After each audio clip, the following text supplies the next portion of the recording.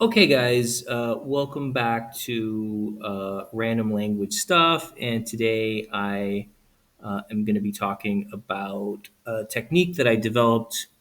And this technique, I call this technique a semi-translation. And I basically adapted this technique from a note taking, I don't know if you'd call it a technique, but kind of an idea for taking notes that I got from a YouTuber named Luca Lampariello, an Italian language YouTuber. And so basically, my version of this, which I call a semi translation, like I said, is basically we're going to take a paragraph or a couple of sentences, and then we're going to paraphrase and we're going to summarize a little bit. So it's going to be a little bit shorter than the original. Okay. And the only words that are going to stay in our target language, in our study language, are the words that we're trying to learn. Okay. So remember, guys, obviously, those of you guys that like are really into comprehensible input, you're going to be yo, Fred, you should be in your target language at all times. And, look, this is just a technique for, for studying vocabulary. The point of this is to eventually create comprehensible input when you read and you take the training wheels off. Um, so these are basically like training wheels. If you know what training wheels are, they're like the little wheels that you have on your bicycle when you learn to ride a bike.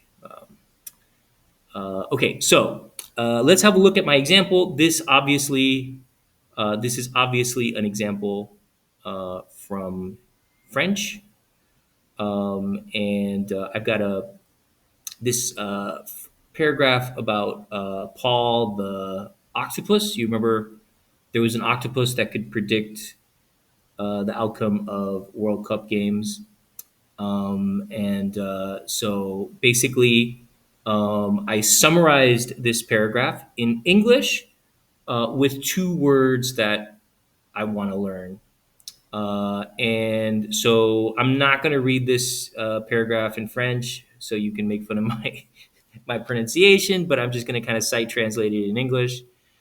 So it says like you must have surely heard of Paul the octopus. He's a champion soccer forecaster.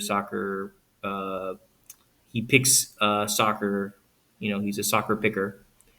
From his aquarium, he chooses the flag of the future winner. But this is not intelligence or sports competence, right? Sports knowledge.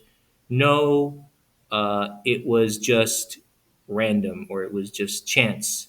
Um, Octopi can't see colors, right? So obviously he can't see the colors of the flags, so he can't distinguish what countries it's kind of a joke, right?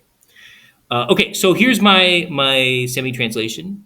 So it says, Paul, the octopus who could pick football, always got the right uh, vainqueur, winner, but it's just azar, random, right? So vainqueur is winner and azar is random.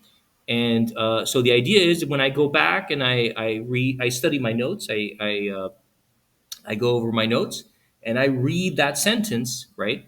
That's going to help me. That's going to help me read that passage in the future when I go back and I reread the passages that I've been studying in order to improve my comprehensible uh, input abilities, right?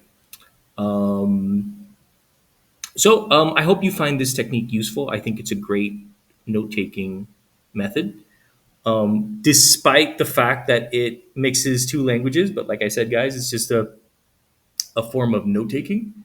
I don't do this with texts that are not challenging if I can understand the text and I don't need to be worried about um, note taking. Then I don't mess around uh, in English. But anyway, I hope you found you. I hope you find this useful, and let me know in in the comments what you think. Okay, thanks for tuning in.